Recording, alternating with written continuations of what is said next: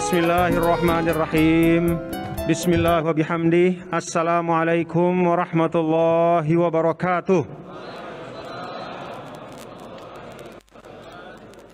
Alhamdulillah. Alhamdulillah hamdal hamidin hamdas syakirin. Wassalatu wassalamu ala sayyidil mursalin. Sayyidina wa maulana Muhammadin wa ala alihi wa sahbihi ajma'in, amma ba'du.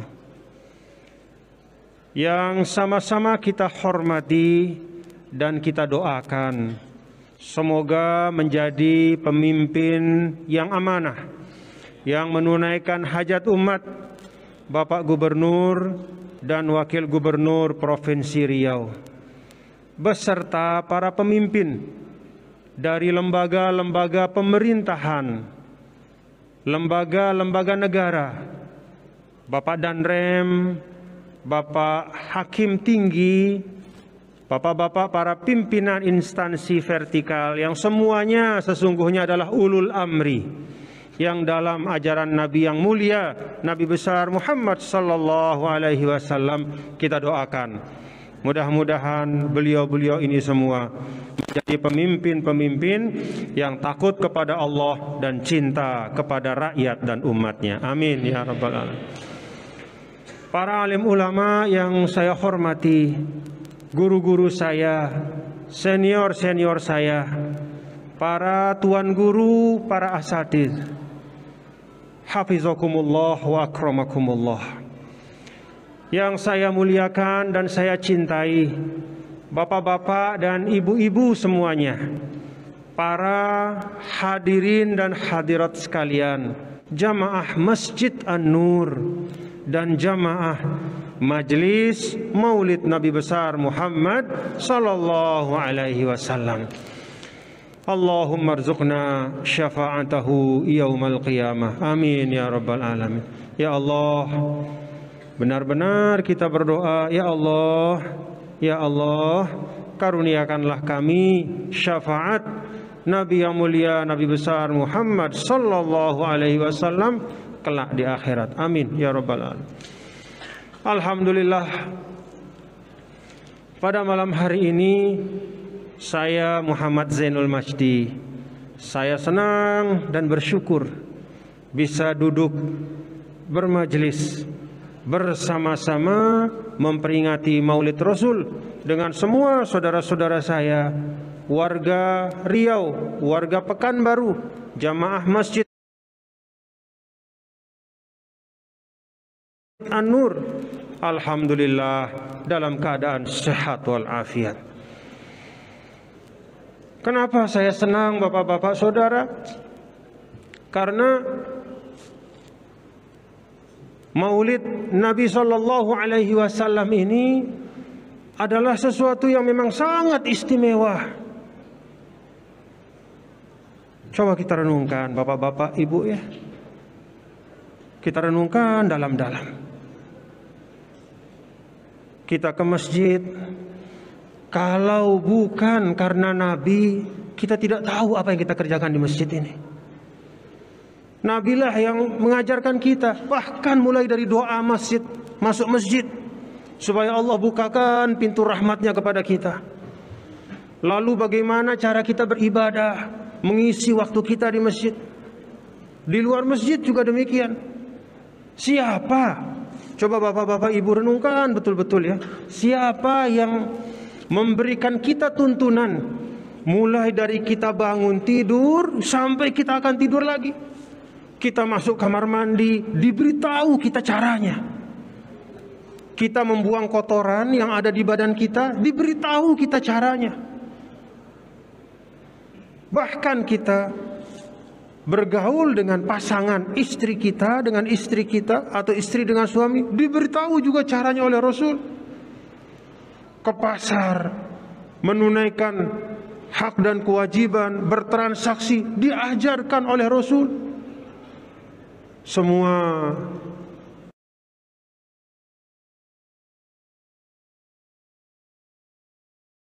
rangkaian waktu demi waktu, detik demi detik, masa demi masa dalam kehidupan kita itu tidak pernah sunyi dari hidayah Nabi yang mulia, Nabi besar Muhammad sallallahu alaihi wasallam. Itulah sebabnya bapak-bapak, ibu, saudara-saudara, kata As-Sayyid Muhammad Amin Al-Qutbi, fal qadru wal a'yad wal mi'raju min hasanatikal lati baharnal a'yuna. Ada namanya Lailatul Qadar, ada namanya Al-A'yad, semua hari raya. Lailatul Qadar itu dengan semua kemuliaannya, hari raya itu dengan semua kebahagiaannya, wal Mi'raj, Isra dan Mi'raj dengan semua hikmah-hikmahnya, itu sampai kepada kita adalah melalui perantaraan Nabi besar Muhammad sallallahu alaihi wasallam. Maka bapak-bapak dan ibu, saudara-saudara sekalian, yang pertama yang ingin saya sampaikan adalah mari kita tidak boleh putus untuk bersyukur kepada Allah mendapatkan karunia dan nikmat Nabi yang mulia, Nabi besar Muhammad sallallahu alaihi wasallam. Kita syukur Bapak Ibu. Kalau saya misalnya pergi ke Pekanbaru, ya, kalau saya berangkat ke Pekanbaru ini mungkin bisa lebih dari satu jalur. Ada banyak rute untuk sampai ke Pekanbaru. Ada rute yang misalnya kalau kita dari Jakarta kita bisa direct langsung ke Pekanbaru. Kalaupun mau muter lewat Surabaya, bisa kita muter lewat Surabaya. Kalaupun mau berjalan melalui jalur yang lain, mungkin masih ada jalur yang lain. Melalui Medan mungkin atau jalur yang lain. Udara ada, darat ada, laut ada. Tapi kalau keselamatan menuju kepada Allah Subhanahu wa taala, supaya kita bisa sampai ke tujuan kita selamat dunia akhirat, maka setelah lahir Nabi sallallahu alaihi wasallam cuma ada satu jalur. Itulah namanya jalan ad-dinul islami as-siratul mustaqim, jalan yang dibawa oleh Nabi besar Muhammad sallallahu alaihi wasallam. Tidak ada lagi jalur yang lain setelah lahir beliau. Kalau sebelum beliau lahir itu ada beragam jalur, tapi setelah lahir Rasulullah sallallahu alaihi wasallam cuma satu jalurnya. Itulah jalur beliau. Syukur, alhamdulillah, Allah perkenankan kita untuk menempuh jalur itu. Alhamdulillah. Ini bapak-bapak dan ibu-ibu, ini bapak-bapak dan ibu-ibu, nikmat yang paling besar. Mendapatkan hidayah, mendapatkan hidayah. Alhamdulillah. Dengan hidayah ini bapak-bapak ibu ya, coba renungkan. Dengan hidayah ini kita punya modal yang sama. Orang Riau kita ini, ya, jauh dari tempat lahirnya Islam. Tapi dengan hidayah ini kita punya modal yang sama dengan para sahabat Nabi dulu. Punya modal yang sama dengan para ulama dulu. Apa modal yang sama itu? Modal yang sama itu adalah iman dan Islam. Ibaratnya kalau kita orang Indonesia ini bapak-bapak ibu ya, apa makanan kita yang paling pokok itu? Nasi, ya. Makanan yang paling pokok itu nasi. Maka ibaratnya hidayah iman itu seperti nasi yang sudah ada di piring kita. Semua dapat, sudah ada nasinya, sama diberikan. Sahabat dulu ibaratnya dapat sepiring nasi, yaitu iman Islam itu. Kita juga sekarang dapat sepiring nasi yang sama. Berasnya sama, nasinya sama. Cuman memang lauknya beda-beda, ya. Nah itulah tantangan kita, ya. Ibaratnya setelah ada hidayah iman Islam itu, mari kita lengkapi dia dengan ilmu, dengan amal, dengan akhlak. Tadi saya di takrim, ya, dengan keramah tamahan dari Bapak Gubernur, saya dipersilahkan makan malam di kediaman beliau. Di situ ada nasi. Setelah nasi yang jadi pokok itu ada pilihan. Saya pilih ikan patin, ya, karena ikan patin Riau itu memang paling enak. Saya ambil ikan patin, saya lihat teman saya Ustadz Zulhendri, dia tambah ambil lauk yang lain. Tapi modalnya sama, nasi dulu. Ibaratnya itulah Nabi SAW kasih kita hidayah iman. Udah sampai hidayah iman, tinggal bagaimana sekarang kita memperindah hidangan itu dengan lauk pauk yang semakin membuat hidangan itu menjadi lezat dan bermanfaat. Maka hidayah iman dari Allah melalui Rasul SAW itu tinggal kita lengkapi saja. Nah, inilah bapak-bapak dan ibu satu rahasia, ya, yang disampaikan oleh para ulama. Satu rahasia yang disampaikan oleh para ulama bahwa siapapun umat Nabi SAW itu, dimanapun dia hidup, bagaimanapun keadaannya, dia punya peluang yang sama untuk mendapatkan surganya Allah Ta'ala. Dia punya peluang yang sama untuk mendapatkan kemuliaan di sisi Allah, karena sudah dapat modal pokok yang sama.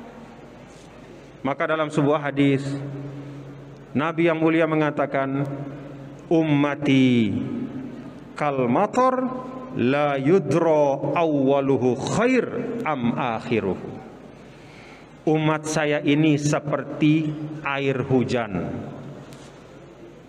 tidak diketahui tetesan mana yang lebih baik dibanding yang lain. Kalau hujan turun, bapak-bapak, ibu, ya. Ini kalau saya tanya bapak-bapak, ibu, kalau hujan turun hujan, kemudian hujan lama, hujan lebat, apa segala macam, terus kemudian padi itu mulai tumbuh, tunas itu mulai keluar dari tanah. Kalau saya tanya, tetesan yang mana yang menumbuhkan tunas itu?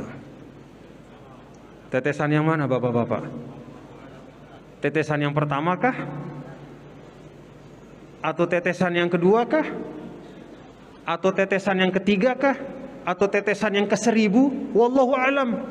Karena semuanya menyampur, semuanya turun, tetesan demi tetesan, sehingga keseluruhannya itulah yang kemudian menumbuhkan tumbuhan yang bermanfaat. Itulah umatku, kata Nabi besar Muhammad sallallahu alaihi wasallam. Maka kalau kita sekarang 1443 Hijriah, artinya kalau Nabi wafat pada tahun 10 Hijriah, artinya 1433 Hijriah. 1433 Hijriah, Nabi telah meninggalkan kita. Sudah hampir 1500 tahun jaraknya.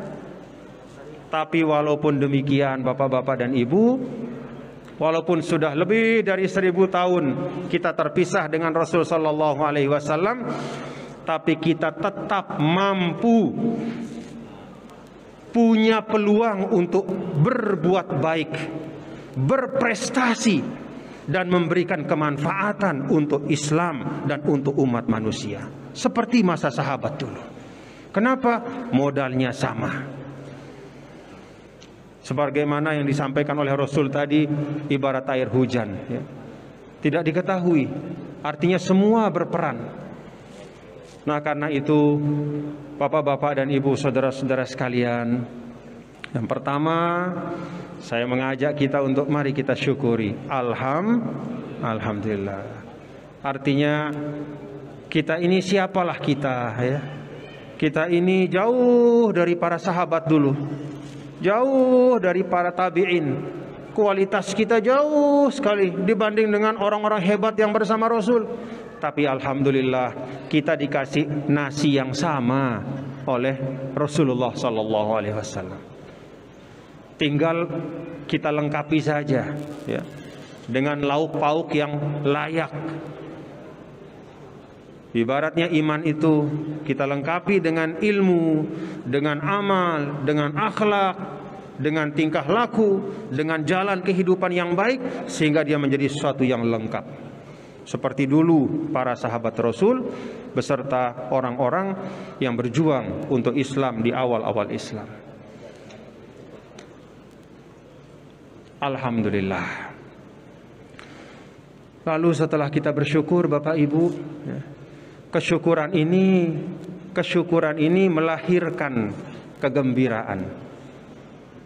Nah, kegembiraan inilah yang terwujud malam hari ini, alhamdulillah, dari tempat-tempat yang jauh ya. Saya yakin Bapak Gubernur, Bapak Wakil Gubernur, dan para pimpinan kita di sini, para asatidz, kita punya 1001 kesibukan ya. Kita bukan orang yang tidak punya pekerjaan, punya kesibukan. Ibu-ibu juga saya yakin ya. Apalagi ada bawa anak juga tadi, anak-anak. Jam-jam segini ini kan sudah jam untuk anak-anak kita istirahat, tapi datang kemari melangkahkan kaki. Ini bagian dari menampakkan kesukacitaan karena mendapatkan karunia. Kesukacitaan kita menjadi umat Nabi Muhammad sallallahu alaihi wasallam. Kesukacitaan kita bisa masuk pada bulan Rabiul Awal, bulan kelahiran Nabi ini. Ada pertanyaan, Nabi dulu tidak pernah bermaulid. Betul. Tapi tidak pernahnya bermaulid dalam bentuk seperti ini bukan berarti menampakkan kesyukuran itu dilarang. Coba Bapak Ibu bayangkan, kita saja kalau punya anak, nih, kita kalau punya anak lahir, ya, kita punya anak, istri kita melahirkan, kita berusaha dengan sekemampuan kita untuk apa? Beli kambing. Kita beli kambing, laki-laki 2, perempuan 1. Kita bawa ke rumah, kita sembelih. Lalu kita berikan kepada orang-orang, tetangga-tetangga, kita bagi makanan. Itu untuk anak kita yang lahir. Karena senang kita. Ini yang lahir adalah Nabi yang mulia, Nabi besar Muhammad. Lebih mulia mana anak kita dengan Rasul? Coba saya tanya, lebih mulia mana anak kita dengan Rasul? Ya Allah, tidak ada perbandingannya. Maka ketika agama mengajarkan kepada kita, pada saat kelahiran itu, suatu kelahiran kita terima dengan kesyukuran, lalu kita akikahkan kambing sebagai tanda kesyukuran, itu sesungguhnya suatu pendidikan kepada kita. Bahwa ketika Rasul sallallahu alaihi wasallam lahir, itulah kelahiran yang paling bernilai bagi seorang manusia. Dan karena itu kelahirannya pantas untuk terus-menerus kita peringati. Kita peringati dengan kesukacitaan. Makanya Bapak-bapak, Ibu, hadirin dan hadirat sekalian, dulu ulama-ulama kita zaman dulu itu tidak banyak ngaji kitab yang tebal-tebal, ya. Mereka tidak mengajarkan, katakanlah misalnya kitab-kitab fikih yang tebal-tebal atau kitab-kitab hadis yang tebal-tebal. Mereka biasa mengajarkan yang sederhana, yang ringkas, tetapi mereka mengajarkan adab demi adab yang diperlukan, terutama beradab dan berakhlak kepada Nabi yang mulia, Nabi besar Muhammad sallallahu alaihi wasallam. Karena itu ditradisikan kita bermaulid, ya, untuk menampakkan kesukacitaan kita. Coba Bapak Ibu bayangkan, ada orang namanya Abu Lahab. Ini luar biasa jahatnya kepada Rasul, walaupun dia keluarga Nabi, ya. Sampai di dalam Al-Quran dikekalkan namanya, Tabbat yada Abi Lahab, ya. Tabbat yada Abi Lahab, celakalah Abi Lahab, sampai ada dalam Al-Quran. Tapi coba Bapak Ibu perhatikan, di dalam riwayat disebutkan bahwa setiap malam Senin Abu Lahab itu azabnya diringankan oleh Allah. Apa sebabnya? Ini riwayat yang banyak ulama mengatakan riwayat yang hasan, riwayat yang bisa dipertanggungjawabkan. Kenapa diringankan azabnya? Karena ada satu sebab. Dulu ketika Nabi SAW itu lahir, karena Abu Lahab ini adalah saudara dari ayahnya Nabi, maka dia senang saudaranya itu punya anak. Lalu dia panggil seorang budaknya yang namanya Suwaibah. Dia katakan kepada budaknya, Suwaibah sini. Begitu Suwaibah datang, kata Abu Lahab, saya malam ini lagi senang karena saudara saya istrinya melahirkan, saya punya keponakan. Karena senang saya itu, Suwaibah, saya bebaskan kamu. Kamu sudah jadi bukan budak lagi, silakan pergi, kamu menjadi orang yang bebas. Itu yang dilakukan oleh Abu Lahab. Walaupun kemudian ketika dia Rasulullah SAW kemudian dewasa dan diutus sebagai nabi, dia menjadi penentang yang luar biasa, tapi kebaikannya dan kesukacitaannya itu tidak dilupakan oleh Allah. Itu Abu Lahab. Bagaimana kalau kita sebagai seorang muslim? Amin amin ya rabbal alamin. Maka kita berharap mudah-mudahan dengan kesyukuran kita, kegembiraan kita, ya, keikhlasan kita, mudah-mudahan kita ikhlas hadir di tempat ini menjadi sebab kita mendapatkan syafaat dari Nabi besar Muhammad sallallahu alaihi wasallam. Kan Islam itu Bapak Ibu, saudara-saudara sekalian, ya, Islam itu tidak selalu berbanding lurus dengan rajinnya kita beribadah untuk kemudian mendapatkan surga. Tidak mesti. Banyak riwayat di mana orang yang biasa-biasa saja ibadahnya, tapi hatinya ikhlas, hatinya baik. Dia hatinya baik kepada sesama muslim, dia hatinya baik dan selalu mencintai Rasulullah SAW, maka dia dimuliakan oleh Allah. Pekerjaan-pekerjaan yang dianggap remeh, tapi dengan penuh kecintaan kita lakukan. Mudah-mudahan malam ini termasuk diantaranya, itu bisa menjadi sebab selamatnya kita dunia dan akhirat. Bapak Ibu Saudara sekalian, kita bersyukur, alhamdulillah, kita gembira, alhamdulillah. Maka yang tertinggal setelah kesyukuran dan kegembiraan itu adalah kita belajar meneladani Nabi yang mulia, Nabi besar Muhammad sallallahu alaihi wasallam. Seperti apa akhlak Nabi? Sayyidah Aisyah ditanya, bagaimana akhlak Rasul itu? Sayyidah Aisyah jawab sederhana sekali, kana khuluquhul Quran. Akhlaknya Rasul itu adalah Al-Quran.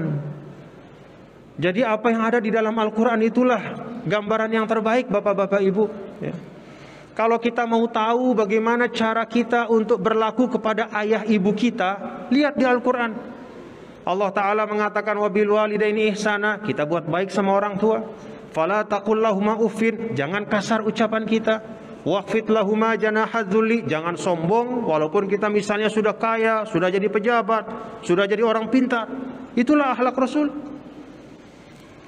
Bagaimana akhlak Nabi kepada orang lain, apalagi kepada sahabatnya. Rasul sallallahu alaihi wasallam yang mengamalkan tuntunan Al-Qur'an. Wala tajassasu wala yaktab ba'dukum ba'dha. Tidak suka menggibah satu sama lain, mencari-cari kekurangan saudara. Kana khuluquhul Qur'an. Jadi Bapak Ibu Saudara sekalian, kalau kita ingin belajar tentang akhlak Nabi yang mulia, bukalah Al-Qur'an kita. Bukalah Al-Qur'an kita. Kita baca dengan kesungguhan, ayat demi ayatnya. Insya Allah kita akan jumpa dengan akhlak Rasul dalam Al-Quran itu. Nabi SAW ini dalam konteks bermasyarakat, ya, bapak-bapak, ibu, saudara sekalian. Bagi kita yang kadang-kadang merasa bahwa ini dunia kok kayak begini sekarang ini. Ini kok masyarakat ini banyak sekali kejadian-kejadian, kemaksiatan, hal-hal yang tidak baik kok terjadi di tengah masyarakat. Bagaimana saya mesti menyikapinya? Mari kita lihat Rasul sallallahu alaihi wasallam di dalam Al-Qur'an, dalam bahasa Allah Ta'ala, laqad ja'akum rasulun min anfusikum. Kata min anfusikum itu kata para ulama, salah satu maknanya adalah bahwa Nabi selalu bersama dengan masyarakatnya, tidak pernah meninggalkan tanggung jawab terhadap masyarakat, tidak pernah lari dari masalah-masalah yang ada di tengah masyarakat. Dulu pada saat beliau di Mekah, di sekeliling Ka'bah itu penuh ratusan patung dan berhala, tapi Nabi tetap sholat di situ. Jadi Nabi tetap sholat, tetap menunjukkan tauhidnya, walaupun di situ ada ratusan berhala. Nabi tidak menunggu Ka'bah itu harus bersih dulu baru kemudian beribadah di situ.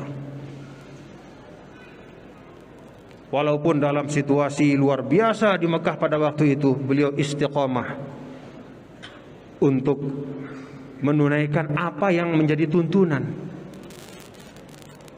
Artinya apa untuk kita, Bapak Ibu Saudara sekalian, pada masa sekarang? Akhlak Rasulullah ini mengajarkan kita bahwa di dalam situasi sesulit apapun, kita tetap harus mentradisikan kebaikan. Jangan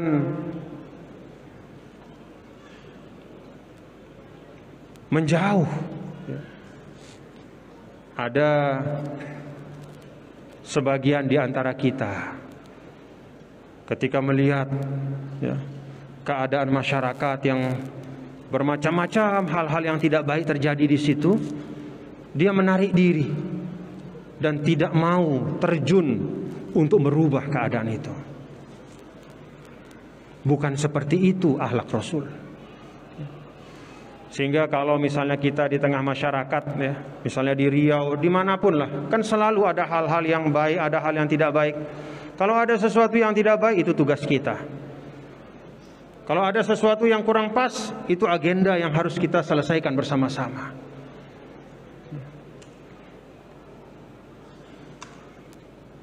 Dan bapak-bapak, ibu, saudara sekalian, seorang muslim yang mau untuk melakukan sesuatu yang beresiko terhadap dirinya, bisa jadi beresiko terhadap kehormatannya, karena ketika melakukan sesuatu itu dia bisa jadi difitnah, tapi dia tetap lakukan karena untuk kepentingan umat, untuk kepentingan masyarakat banyak. Dalam sebuah riwayat Rasulullah SAW menyebut bahwa orang seperti itu pahalanya lebih besar dibanding orang yang hanya memikirkan dirinya sendiri. Karena itu kalau di depan bapak-bapak, ini ada pemimpin-pemimpin kita, doakan saja bapak-bapak, ibu.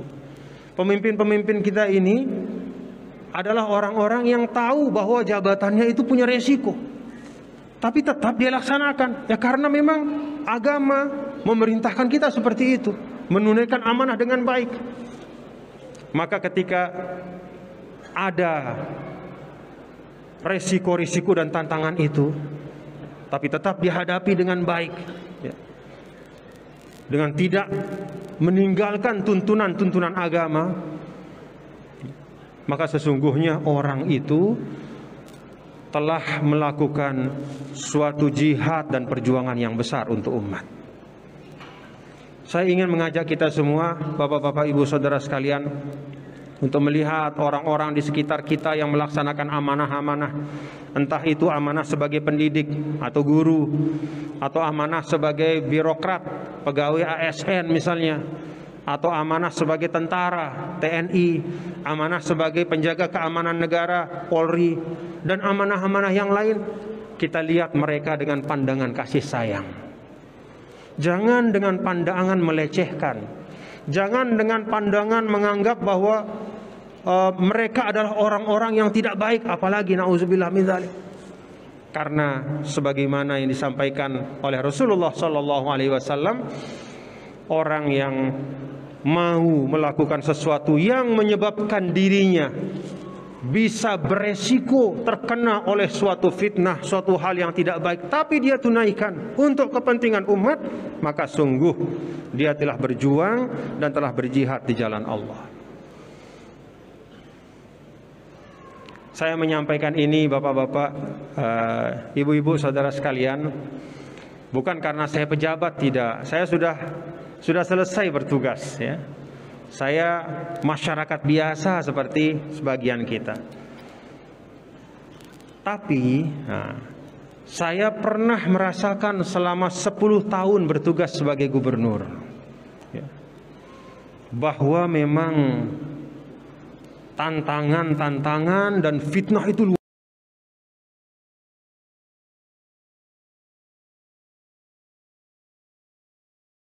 luar biasa besarnya. Dan salah satu yang bisa membantu seorang pemimpin untuk bisa melewati tantangan dan fitnah itu dengan baik adalah doa-doa dari masyarakatnya. Doa-doa dari bapak-bapak dan ibu. Alhamdulillah, dalam Al-Quran kita bisa banyak sekali meneladani akhlak-akhlak yang diamalkan oleh Nabi yang mulia, Nabi besar Muhammad sallallahu alaihi wasallam, yang semuanya adalah kebaikan. Tidak ada tuntunan Rasul yang kemudian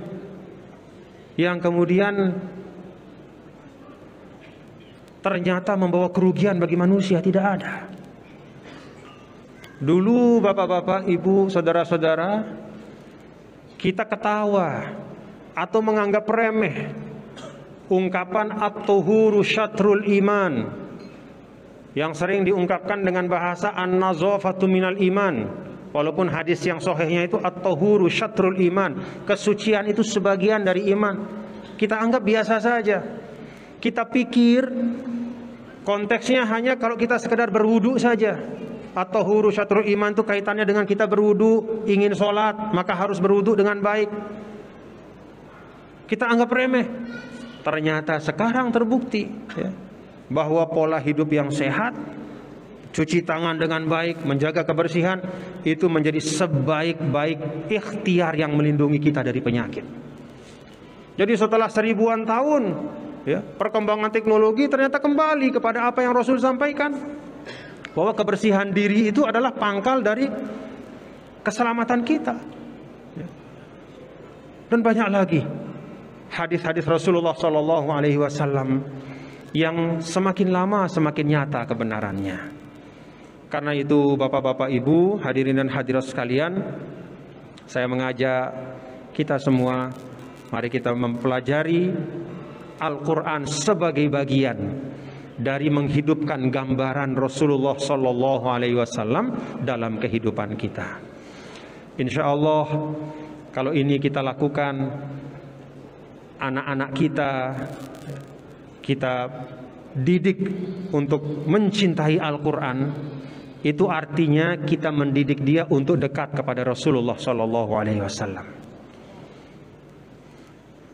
Dan tidak usah atau tidak perlu yang sulit-sulit Bapak Ibu ya, di dalam kita mengamalkan atau meneladani Rasulullah Sallallahu Alaihi Wasallam, karena Nabi memang tidak pernah ingin menyulitkan umatnya.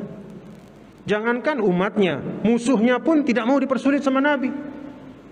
Coba kita lihat pada saat Fathu Makkah, ketika semua orang dikumpulkan, orang-orang yang dulu menjahati Nabi, yang luar biasa kejam bengisnya kepada Nabi. Nabi sederhana saja, izhabu fa antumut tulaqa. Bapak-bapak, ibu-ibu, hari ini saya maafkan ya, pulang ke rumah. Tidak ada nama balas dendam hari ini. Itu kepada musuh.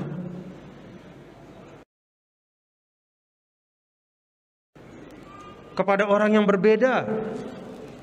Dulu dikisahkan ada delegasi orang-orang Kristen datang ke Madinah dari Najron.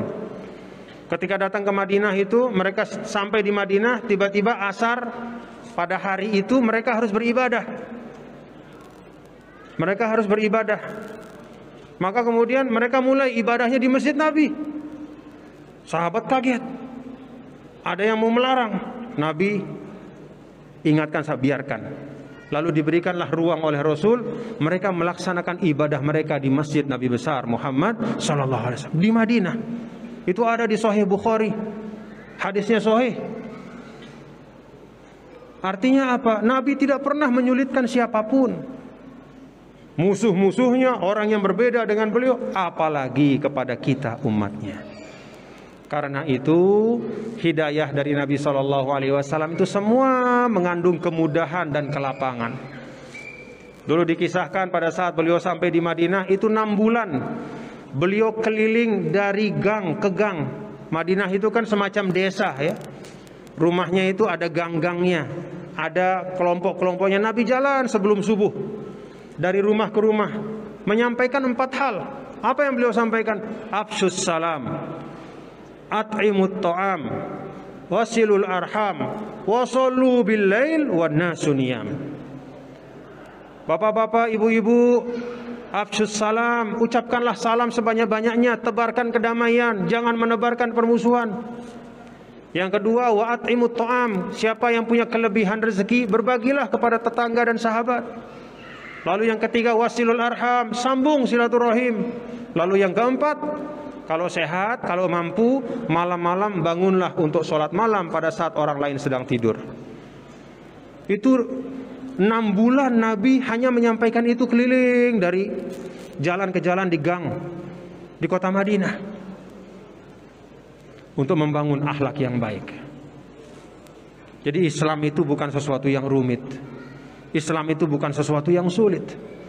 Islam itu sangat mudah kita amalkan apabila ada kerendahan hati dan keikhlasan kita untuk mengamalkan. Afsyus salam, at'imut ta'am, wasilul arham, wasallu bil lail wan nasu niyam. Nah, dengan hadis Rasulullah SAW ini saya tutup penyampaian saya dengan harapan mari kita amalkan, ya.